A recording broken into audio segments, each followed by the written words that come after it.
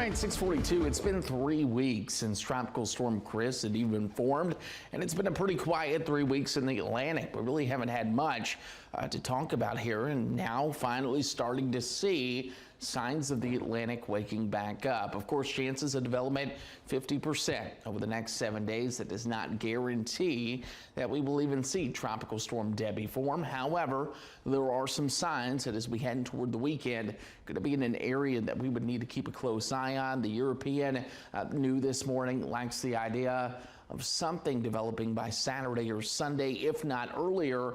The GFS, you'll notice, a little bit weaker. In fact, it takes a pretty broad low and takes it out into the Gulf of Mexico. So a lot of uncertainty still to this point. I want to be very upfront with you that there's very low confidence in if this does develop, and if it does develop, where does it go? However, there's enough social media misinformation to where I think if you're not careful enough, you can kind of get carried away with that as we go into this forecast. If we were to see any impacts from this, it would be well into next week. So just know, a lot of watching and waiting. We'll take care of it. You enjoy the sunshine, especially if you're here for the beaches, but I do want to let you know that I think the Atlantic beginning to show signs of wakening up, and it doesn't shock us, right? As we go into August, typically we start to see that peak of hurricane season start to be amplified, especially toward the middle of August, and then of course through September and October.